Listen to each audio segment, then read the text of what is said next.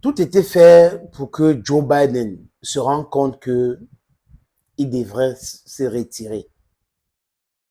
Il s'est entêté, il a dit que sa femme était avec lui, et après il dit que si sa femme décide qu'il retire sa candidature, il va le faire. Et sa femme trouvait qu'il était encore fort, il faisait ceci, il faisait cela. Sa directrice de campagne a même dit que non, il ira au bout. Des gens ont dit des choses. Mais les amis, chronologiquement, les choses commencent à s'empirer pour Joe Biden. Pas pendant ou après le débat raté contre euh, Donald Trump. C'est pas vrai. Sur CNN, ce n'est pas vrai. C'est avant cela. Joe Biden qui trébuche en montant les escaliers pour entrer dans l'avion, dans l'hélicoptère, qui tombe après le vélo, et de Joe Biden qui dit des choses qui ne se rend pas compte de ces choses-là. C'est cette Joe Biden-là qui était unfit to be president. Donc, quand Joe Biden gagne les élections que Donald Trump conteste, qu'est-ce qui s'est passé? C'est que Joe Biden et ses amis se rendent compte qu'il n'a plus la capacité de continuer. Et les discours de Joe Biden pouvaient expliquer. Quand il fait des discours avec le prompteur, c'était correct. Mais quand il sort du prompteur, les amis, c'était catastrophique. Et à chaque fois, la Maison-Blanche essayait de corriger, d'expliquer ce que le président voulait dire et tout cela. Et là, c'était compliqué depuis. Kamala Harris ne peut pas dire qu'elle ignorait cela. En tant que vice-présidente, elle n'ignorait pas cela. Et les républicains avaient déjà vu cela, les amis. Et dans les sondages, c'était clair.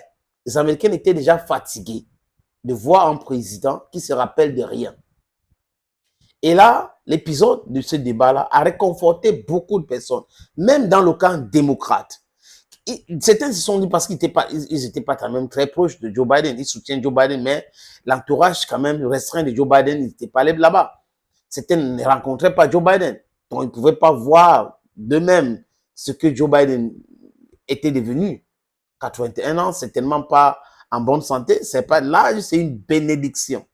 Mais l'âge que certaines personnes ont là, ils devraient comprendre qu'il y a certaines choses qu'ils ne peuvent pas faire.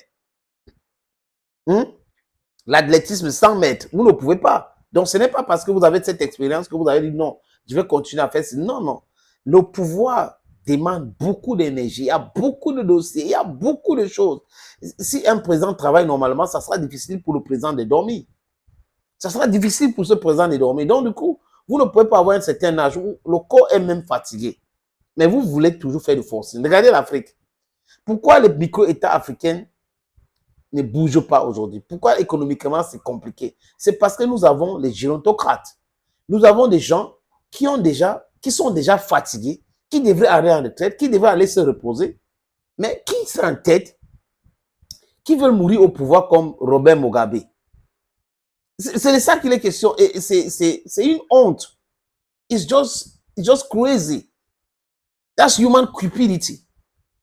See the cases of Central Africa. Look at Africa. You see all of these guys. They are tired, but they want to be there because some people are telling them you can't go. If you let go, we are finished, we are done, and all that. Because they are not there to work for in the interest. Sorry, they are not there to work in the interest of the people. They are working in their own personal interest. They are spoiling things for people. They are thieves. Most of them are thieves. Quand on dit détournement, c'est du banditisme. C'est juste le choix de mots, les amis. Si vous êtes ministre, vous détournez 1 milliard. À quoi est-ce que vous êtes différent d'un bandit qui a volé un régime de plantains? Vous êtes même pire. Vous êtes pire en réalité, les amis. Donc, Joe Biden fait un débat avec Donald Trump et c'était catastrophique. Hey there, this is your Bamenda man, this is your Ekona man, this is your Ngi man, this is your Bakure man, and proudly so, your Anglophone brother.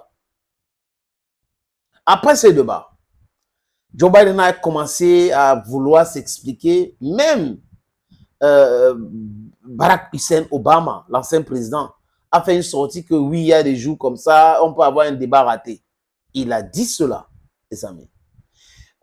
Certaines personnes dans le camp démocrate ont dit cela. Mais George Clooney, on parle là de Hollywood, les amis. Et on sait que le Parti démocrate reçoit un soutien énormissime venant de Hollywood. Donc, Hollywood, à travers George Clooney, ils ont commencé à demander à Joe Biden de se retirer. Parce que ce qu'ils avaient vu lors de ce débat-là, c'était catastrophique. Et Obama a essayé de justifier cela. La femme de Joe Biden a essayé de justifier cela. Ils ont essayé de justifier. Et boum, l'organisation d'un sommet de l'OTAN à Washington pour célébrer les 75 ans de l'OTAN, de North Atlantic Treaty Organization, donc l'organisation de traité nord-atlantique. Que s'est-il passé, les amis? C'est que lors de ce sommet, le sommet a attrapé Joe Biden.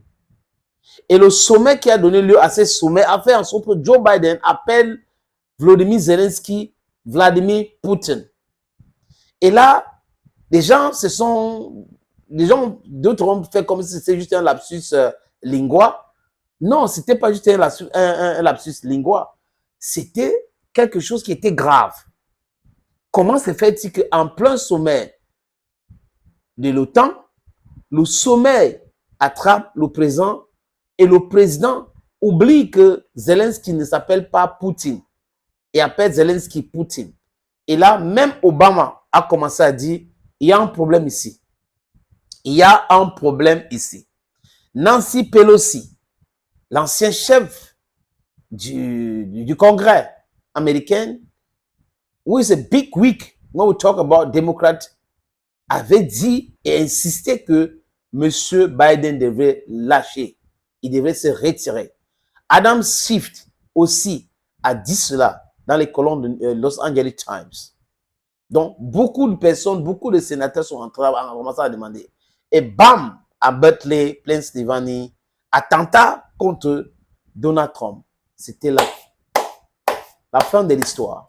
Cet attentat raté contre Donald Trump, les amis, a propulsé Donald Trump et le camp républicain a commencé à dire que Dieu est avec Trump. Parce que là, si Donald Trump n'avait pas tourné sa tête, parce qu'il parlait en tournant sa tête, et il a tourné sa tête, ça a touché plutôt l'oreille. Donc, ça veut dire que la balle devait entrer comme ça. Mais comme il a tourné comme ça a touché plutôt l'oreille. Donc, c'est Dieu qui était avec lui.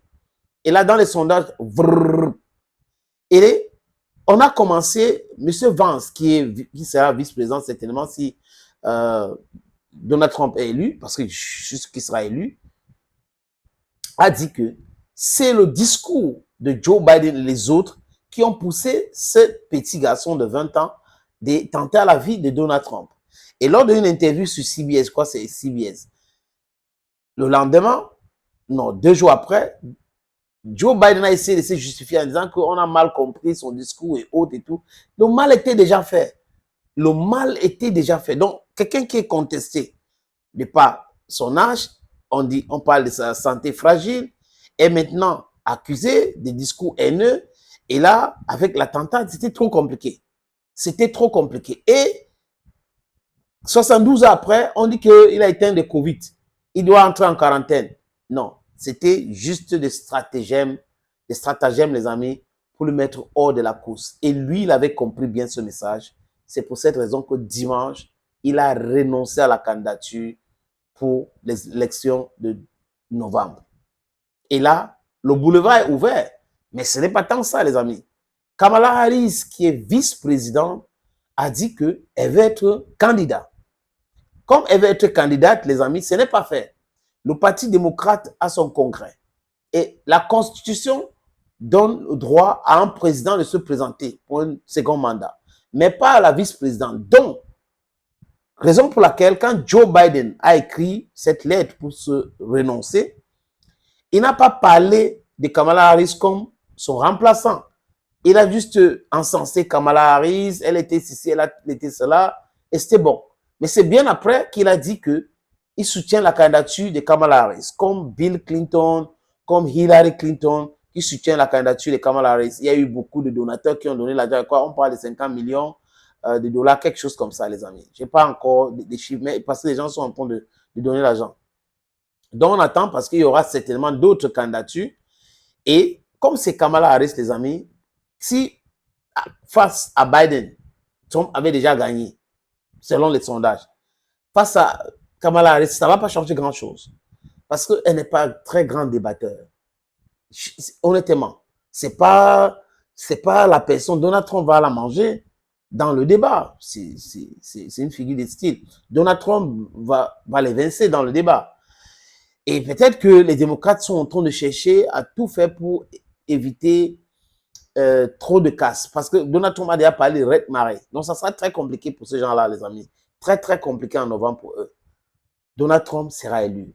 Kamala Harris, honnêtement, sauf miracle, peut battre Donald Trump. Mais, les amis, aux États-Unis et dans la politique, ce miracle n'existe pas. Donald Trump avait déjà montré contre Hillary Clinton et aujourd'hui contre Kamala Harris ou toute autre personne, ça sera chose facile. Maintenant, de l'autre côté, on va voir si, au niveau des élections législatives, ils vont essayer d'éviter trop de casse. Il n'y a pas de parti démocrate.